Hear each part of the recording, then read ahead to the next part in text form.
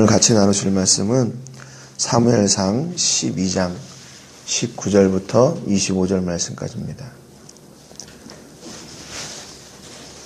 사무엘상 12장 19절부터 25절 말씀까지입니다. 우리 같이 한 목소리로 읽겠습니다. 시작. 모든 백성이 사무엘에게 이르되 당신의 종들을 위하여 당신의 하나님 여호와께 기도하여 우리가 죽지 않게 하소서. 우리가 우리의 모든 죄에 왕을 구하는 악을 더하였나이다. 사무엘이 백성에게 이르되 두려워하지 말라.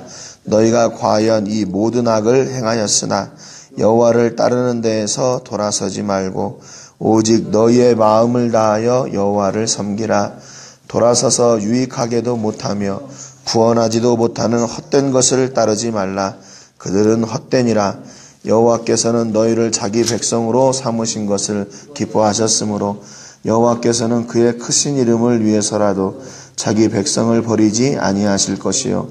나는 너희를 위하여 기도하기를 쉬는 죄를 여호와 앞에 결단코 범하지 아니하고 선하고 의로운 길을 너희에게 가르칠 것인즉 너희는 여호와께서 너희를 위하여 행하신 그 큰 일을 생각하여 오직 그를 경외하며 너희의 마음을 다하여 진실이 섬기라.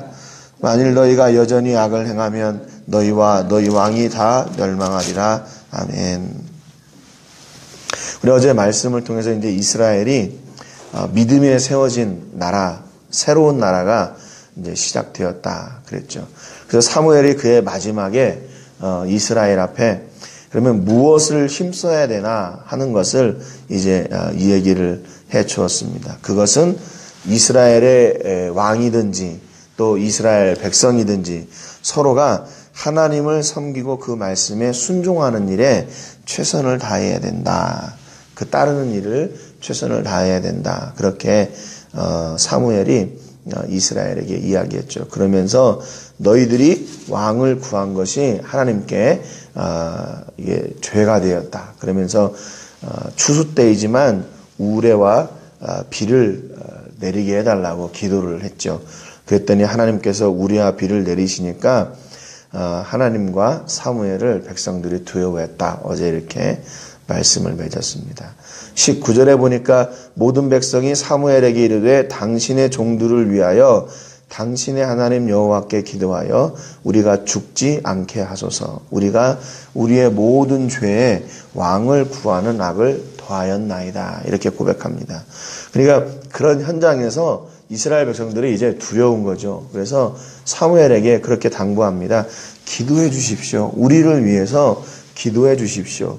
그래서 우리가 죽지 않게 해 주십시오. 이렇게 기도해요.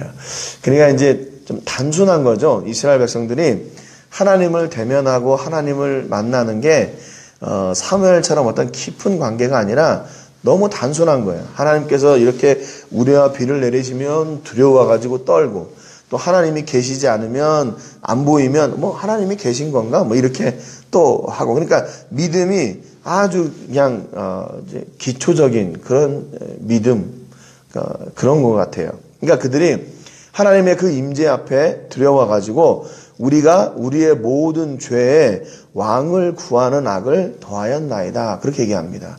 그러니까 자기들의 죄가 하나님 앞에 드러나게 되는 거예요. 하나님 앞에 자기들이 서 보니까 우리가 이게 죄가 이렇게 많구나. 그리고 그 많은 죄 위에다가 왕을 구하는 악을 또 더했구나. 죄가 생각나게 되는 거죠. 여러분 우리가 하나님을 가까이 하면 가까이 할수록 그런 거예요. 우리의 연약함들이 우리의 죄가 계속 드러나게 돼요. 왜냐하면 그분은 거룩하신 분이기 때문에 거룩하신 분 앞에 우리가 가까이 가면 갈수록 우리의 연약함이 계속 드러나게 되는 거죠. 그러면 왜 그 우리의 연약함을 드러내게 하실까? 그것을 해결하라고 그런 거죠. 그 죄를 해결하고 용서받으라고 그것이 드러나게 하고 생각나게 하고 그것을 꺼내놓게 하는 겁니다. 그런데 우리가 하나님 앞에 그 죄를 꺼내놓을 때 중요한 것은 그 죄를 해결할 수 있는 방법이 있다는 거예요. 근데 세상에서는 여러분 어떻게 돼요? 세상에서는 우리의 죄가 드러나고 고백되어지면 그 인생은 그것으로 끝인 거예요. 용서하는 걸 못 봤어요. 뭐 하나 걸리기만 하면 그냥 그걸로 인해서 계속 커져가고 더 커지고 더 불어나고 그래가지고 용서가 없어요. 용서가 없어요. 근데 그 앞에 누구라도 아마 그렇게 하나 걸리면 그 덮을 수 있는 죄를 가진 사람이 몇이나 되겠어요. 그런데 분명한 것은 하나님은 죄를 고백하면 할수록 그 죄를 예수의 보혈로 계속 덮어주세요. 그래서 완전히 우리의 죄를 가려주시고 흰눈보다 더 이게 양털보다 더 깨끗하게 씻어주시는 것이죠. 20절에 보니까 사무엘이 백성에게 이르되 두려워하지 말라 그랬어요. 왜냐하면 사무엘이 이런 하나님을 알고 계시니까 우리의 죄를 꺼내놓을 때 그 죄를 용서하시는 하나님을 알고 있으니까 너희가 과연 이 모든 악을 행하였으나 여호와를 따르는 데에서 돌아서지 말고 오직 너희의 마음을 다하여 여호와를 섬기라. 그러니까 신앙은 두 가지예요. 그 죄에서 돌아서서 이제는 하나님을 섬기는 그 일 가운데 있는 것. 그러니까 우리가 보통 회개 그러면 내가 죄를 지었습니다. 용서해 주세요. 잘못했습니다. 이것으로 끝나는 게 아니라 이제는 하나님의 편에 서서 하나님이 원하시는 그 일을 사는 적극적인 그 삶까지도 우리가 함께 동행해 나가야 된다는 겁니다. 그러니까 이게 믿음과 삶은 별개의 것이 아니라 늘 동반되는 것이죠. 그래서 우리가 회개하고 그 자리에서 돌아서서 이제는 하나님의 편에 서서 그 일을 감당하는 거죠. 그러니까 어떻게 보면 우리가 이런 회개라는 어떤 그 제도라고 하면 좀 그런데 이 회개의 은혜가 자칫하면 우리가 죄에 방임하고 방종되는 일들, 죄 짓고 그냥 회개하면 되지 뭐 이렇게 될 수가 있단 말이죠. 그런데 그것은 아니라는 거예요. 로마서 6장에 보니까 바울이 그 로마 교회에 그런 사람들이 있었어요. 그런즉 우리가 무슨 말을 하려 은혜를 더하게 하려고 죄에 거하겠느냐. 이때도 이런 사람들이 있었다는 거죠. 내가 죄를 짓고 고백하면 용서해 주시는 은혜를 내가 누리니까 그러면 죄를 많이 짓고 회개를 더 많이 하면 더 많은 은혜를 얻겠네. 이게 잘못 생각을 하는 거죠. 그러니까 2절에 그럴 수 없느니라 죄에 대하여 죽은 우리가 어찌 그 가운데 더 살리요 그렇게 합니다. 로마서 6장 6절에 보니까 우리가 알거니와 우리의 옛사람이 예수와 함께 십자가에 못 박힌 것은 죄의 몸이 죽어 다시는 우리가 죄에게 종노릇하지 아니하리 함이다. 그랬어요. 그러니까 십자가에 우리가 못 박힌 그 예수 그리스도가 십자가에 못 박히고 우리가 함께 그 십자가에 못 박힌 것 그것은 바로 세례를 얘기하거든요. 우리가 그렇게 된 것은 이제는 다시 죄의 종노릇을 하지 아니하려고 한다. 로마서 6장 15절에 보니까 그런즉 어찌하리요 우리가 법 아래에 있지 아니하고 은혜 아래에 있으니 죄를 지으리요 그럴 수 없느니라 그랬습니다. 그러니까 이건 아주 그냥 어린아이와 같은 생각이라는 거예요. 죄를 고백하면 용서해 주시는 은혜를 입으니까 내가 더 많이 죄를 져가지고 더 많이 회개 그런 방법의 이제 은혜는 아니라 내가 이제 죄를 고백하고 그 용서받는 은혜를 얻었다면 이제는 하나님의 편에서 주의 사명을 감당하면서 주시는 그 은혜를 누리게 되는 거죠. 그러니까 은혜를 누리는 방법, 그 통로가 다르게 되는 건데 이거를 잘못 오해하게 되는 겁니다. 그러니까 이스라엘 백성들처럼 하나님 앞에 그렇게 배반하고 부인하다가도 딱 회개하면 용서되니까 언제든지 그럴 수 있겠네? 그럴 수 없다는 겁니다. 그것은 방종이죠. 21절에 오늘 본문 21절에 보니까 돌아서서 유익하게도 못하며 구원하지도 못하는 헛된 것을 따르지 말라 그들은 헛되니라 그랬습니다. 그러니까 사무엘도 오늘 역시 마찬가지로 너희가 이제는 어떻게 해야 되냐 돌아서서 하나님을 섬기고 또 이방신들을 다 버려라 그 말입니다. 하나님께로 돌아와서 하나님을 섬긴다고 하면서 또 다른 주머니 사지 말라는 거예요. 우상 그것은 돌아서서 유익하게도 못하고 구원하지도 못하는 그런 헛된 것들이다. 헛된 것들이다 그 말이죠. 그것을 빨리 버려라. 그러니까 믿음과 삶이 일치되고 동행하는 삶을 살아야 된다는 겁니다. 특별히 그런 사람들이 많은 것 같아요. 신앙, 믿음은 그냥 교회 안에 들어와서 교회에서 하는 거고 밖에 나가면 또 밖에 논리, 또 밖의 삶을 살고, 이게 삶이, 신앙과 삶이 분리된 그런 사람들이 많이 있어요. 그럴 수 없어요. 믿음과 삶, 신앙과 삶은 우리가 병행하고 똑같이 세상 가운데서도 내가 믿음의 사람이고 이 교회 안에서도 내가 믿음의 사람이어야 되는데 이 두 개의 삶이 분리되어서는 안 된다는 거죠. 그렇기 때문에 내가 가정에 돌아가서 내가 하나님보다 더 귀하게 여기는 것들, 그것들을 철저하게 내려놓고 분리시켜야 된다는 겁니다. 22절에 보니까 여호와께서는 너희를 자기 백성으로 삼으신 것을 기뻐하셨으므로 여호와께서는 그의 크신 이름을 위해서라도 자기 백성을 버리지 아니하신다 그랬습니다. 이게요, 하나님의 변함없으신 사랑이에요. 변함없으신 사랑. 근데 우리가 야, 하나님이 나를 버렸나 봐, 하나님이 나를 포기하셨나 봐, 하나님이 나를 이제 저주하시나 봐, 이런 얘기를 얼마나 많이 합니까? 이게 정말 하나님을 이 망령되이 일컫는 거예요. 하나님의 사랑은 변하지 않고 기다리고 있는데 내 마음이 변해놓고서는, 내가 하나님을 등지고서는 아니래요. 하나님이 끝났대요. 하나님은 우리를 기쁨으로 삼으신 분이에요. 하나님의 기쁨이 무엇인가?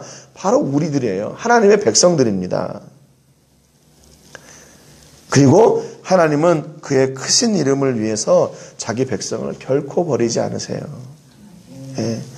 시편 기자가 그렇게 얘기했죠. 자기 이름을 위해서 의의 길로 인도하시는도다 그랬습니다. 하나님이 그런 하나님이세요. 그래서 그 하나님을 다시 이스라엘에게 회복시키는 거죠. 너희들이 들고 있는, 너희들이 지금 집안에 두고 있는, 다 감추어 두고 있는 그 우상들 아무런 유익이 없다는 거죠. 너희를 구원하지도 못하고 용서하지도 못하고 죄를 그 앞에 꺼내놔야 아무런 효과가 없다는 거예요. 그런데 하나님 앞에 다시 돌아와라. 그리고 하나님의 기쁨이 되어라. 그 말입니다. 이 하나님이 얼마나 이 크신 사랑인가. 이스라엘을 그렇게 택해 놓으시고 하나님이 기뻐하셨어요. 그런데 그 기뻐하는 백성들이 계속 하나님을 부인하고 배반하고 뭐 얼마나 많이 그랬어요. 그런데 그때마다 하나님이 이스라엘을 포기하지 않으세요. 그래서 끝까지 그들이 부인하고 돌아가고 배반했을 때는 기적을 보여주시고, 또 아니면 이방 족속들을 보내가지고 그들을 다시 쳐서 그들이 다시 회개하게 하고, 또 그들이 또 회개할 때 선지자를 보내시고, 또 하나님의 사람들을 보내시고, 그 일이 뭐냐면 계속 그 하나님의 기쁨을 지키시기 위함이에요. 그래서 하나님이 계속 일하시는 겁니다. 여러분, 오늘도 우리를 기뻐하시는 그 하나님의 역사는 오늘도 중단되지 않고 있어요. 우리의 삶을 통해서 지금도 하나님의 보이지 않는 그 손이 우리를 계속 부르시고 붙드시고 세워가십니다. 예. 하나님이 우리를 그렇게 기뻐하신다면 우리도 이제 좀 그분께 좀 기쁨을 드리는 삶은 얼마나 좋을까. 그런데 하나님 앞에 기쁨을 드리는 삶이 또 뭘까요, 그러면? 예. 여기 오늘 그런 거죠. 사무엘이 얘기한 것처럼 하나님을 바라는 거예요. 하나님을 바라는 거. 내 작은 삶 가운데서도 하나님을 잊지 않고, 하나님 이거 어떻게 해야 됩니까? 하나님 나를 좀 도와주십시오. 하나님 나와 함께 하시고 가까이 해 주십시오. 그렇게 하나님을 찾고 기대하는 거죠. 우리가 생각할 때 하나님이 뭐 이렇게 우리가 뭐 헌금 많이 하면 하나님이 기뻐하실 거야. 아니에요. 전혀 그렇지 않아요. 오늘 우리가 하나님을 기대하고 하나님을 바랄 때 하나님은 그것을 기뻐하시는 거죠. 23절에 보니까 나는 너희를 위하여 기도하기를 쉬는 죄를 여호와 앞에 결단코 범하지 아니하고 선하고 의로운 길을 너희에게 가르칠 것인지 그렇게 얘기합니다. 이건 뭐냐면요, 사무엘이 이스라엘에게 야, 니네 이렇게 살아, 이렇게 살아야 돼, 너 이렇게 해야 돼, 너 저렇게 해야 돼, 이건 안 돼, 이렇게 막 가르쳐주고 지시하고 명령하고 그것으로 끝나는 게 아니라 사무엘 자신도 하나님 앞에 내가 하나님께서 주신 그 사명을 나는 온전히 나도 감당할 거다 그 말입니다. 나도 하나님 앞에서 하나님의 기쁨이 되는 사람이 될게. 그러니까 너희들도 그렇게 살아야 돼 그 말이에요. 그래서 사무엘이 하나님 앞에 기쁨이 되도록 받은 사명이 뭐냐면 바로 이거예요. 기도하는 거. 그리고 그들이 결단코 죄 앞에서 그들이 무너지지 않도록 선한 길을 그들에게 가르치는 거. 하나님께서 선지자 사무엘을 세우신 이유는 그 백성을 위해 기도하고 그 백성을 가르치라고 보내주신 거예요. 그러니까 그러니까 사무엘이 그것을 알고 나도 하나님께서 내게 주신 그 사명을 나도 온전히 감당하겠다. 그러니까 너희들도 그렇게 살아라. 그렇게 얘기합니다. 그러니까 앞에서 돌격했던 그 지도자가 그냥 뒤에서 야 이쪽으로 가 저쪽으로 가 이렇게 명령하는 것으로 끝나는 게 아니라 자기도 직접 그 길 뛰어들어가는 거예요. 거기 뛰어들어가요. 하나님의 말씀을 이렇게 가르치고 이렇게 살아야 돼 저렇게 살아야 돼 이건 안 돼 이건 돼 이렇게 했던 이렇게만 하는 것이 아니라 나도 그렇게 산다. 그러니까 앞에 서는 자의 그 뭐랄까요 부담 이게 짐인 거죠. 가르치기는 얼마나 쉽습니까? 그런데 이거를 살아야 된다는 거예요. 살아야 돼. 사무엘처럼. 그러니까 사무엘은 자기에게 주신 사명을 놓치지 않고 나도 기도하고 나도 너희들에게 하나님께서 주신 그 길을 가르치겠다. 그 말은 뭐냐면 나도 그렇게 살겠다 그 말입니다. 그가 먼저 하나님과의 관계에서 바르게 서고 그 길을 백성들에게 가르치고 보여주겠다는 거죠. 그러면서 다시 이스라엘에게 당부합니다. 24절, 25절에 보니까 너희는 여호와께서 너희를 위하여 행하신 그 큰 일을 생각하여 오직 그를 경외하며 너희의 마음을 다하여 진실이 섬기라. 만일 너희가 여전히 악을 행하면 너희와 너희 왕이 다 멸망하리라 그랬습니다. 여기 본문에 시작할 때 이제 사무엘이 나이가 이제 늙은 거죠. 나이가 많았어요. 그러고 나서 여기 본문 12장 2절에 보니까 이제 왕이 너희 앞에 출입하느니라 보라 나는 늙어 머리가 희어졌고 내 아들들도 너희와 함께 있느니라 그랬거든요.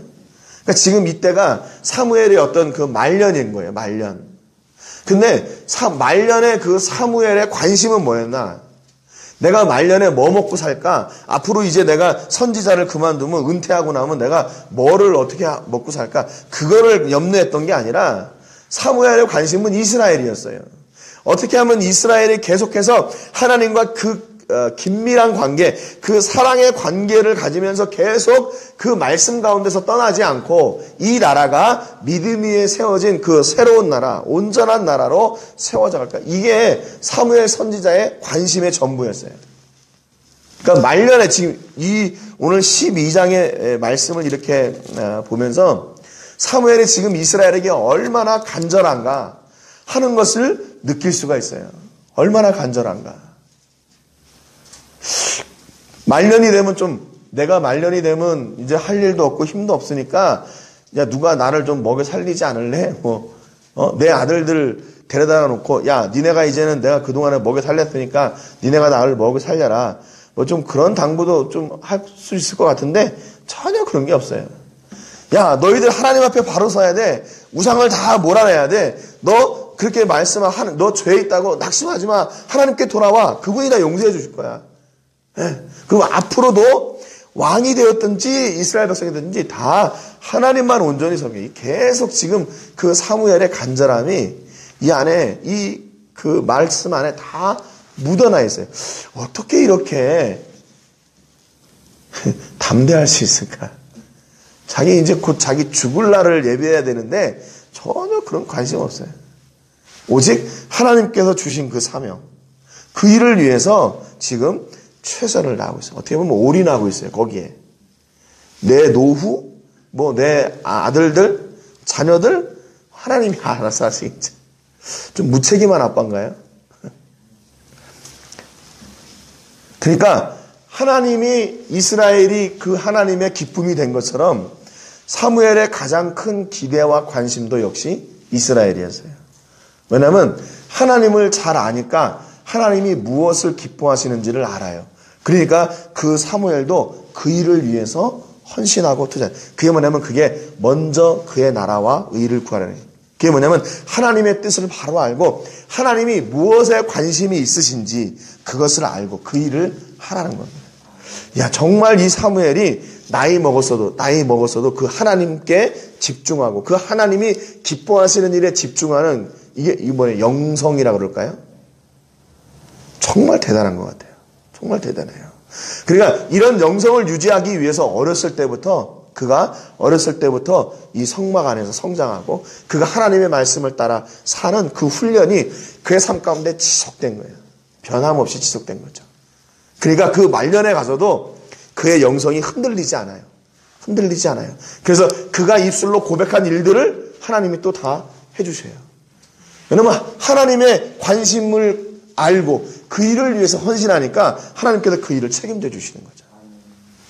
정말 이 사무엘의 삶을 통해서 정말 대단한 사람이다 하는 그런 생각을 해봅니다. 끝까지 자기 사명에 집중하고 끝까지 하나님께 집중하고 끝까지 하나님이 기뻐하시는 일에 집중하고 그것이 흔들리지 않아요. 그것이 그의 모든 관심사였어요. 그리고 그것이 마지막 그의 삶의 마지막 유언과 같은 말씀이었어요.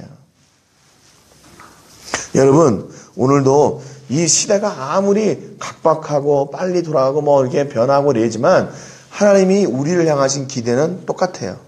이 시대든지 지금이든지. 바로 그게 뭐냐? 하나님께서 택하신 영혼들을 구원하는 일이에요. 예. 그 구원하는 일이 뭐예요? 우리가 가서 어떻게 야 너 이제부터 구원받아서 이게 아니라 이 복음을 전하는 거죠. 구원의 복음을 전하는 거. 여러분 그래서 교회를 세우신 것이고 그래서 교회 안에 직분을 허락하신 것이고 그래서 하나님이 우리를 불러주신 거예요. 왜? 지금 이 사명 감당하게 하려고. 그러니까 지금 이 시대에도 하나님께서 우리를 향한 기대가 무엇인지 하나님이 나를 통해서 어떤 일을 하기를 원하시고 하나님이 나를 통해 어떤 기뻐하시는 일들을 이루어 가실 것인지 그게 우리의 관심이 돼야 돼요. 나머지라고 하면 좀 그렇지만 앞으로 어떻게 먹고 살지 내가 은퇴하면 뭐 할지 그것은 별로 중요한 일이 아니에요. 우리에게서 더 중요한 일은 우리에게 허락하신 그 사명 그 일을 믿음으로 감당하는 겁니다. 그래서 여러분 하나님께서 허락하신 내 이웃을 사랑하고 또 하나님을 사랑하는 그 사명 그들에게 생명 되신 예수 그리스도를 전하는 그 믿음의 길을 포기하지 않고 흔들리지 않고 끝까지 나가시는 우리 믿음의 식구들 되시기를 주님의 이름으로 축복합니다. 이번 한 주간 계속 우리 과달라라 교회를 위해서 기도해 주시고요. 오늘 믿음 위에 세워지는 가정과 자녀들 또 교회와 직장과 사업장이 되도록 위해서 기도하시고 우리에게도 끝까지 변함없는 믿음의 경주를 하게 하시기를 위해서 이 시간 같이 기도하시기를 바랍니다. 제가 먼저 기도하겠습니다. 하나님 아버지 감사드립니다. 오늘 사무엘의 마지막 이스라엘 앞에 하는 당부를 통해서 그가 얼마나 하나님 앞에 바르게 서기를 원하는지 또 그가 얼마나 하나님의 뜻을 분별하고 하나님이 기뻐하시는 그 일을 감당하려고 하는지 그 진심을 알 수가 있습니다. 하나님, 오늘 우리도 이 진심이 하나님께 통하고 이 진심을 하나님께 꺼내놓는 믿음의 사람들이 되게 해주시옵소서. 아버지, 우리가 우리의 영이 무뎌지지 않도록 도와주셔서 하나님이 관심이 무엇인지 하나님이 기뻐하시는 일이 무엇인지 분별하게 하시고 하나님이 오늘 우리에게 허락하신 그 복음 전도의 사명을 믿음으로 잘 감당해내는 저희들이 되게 하여 주옵소서.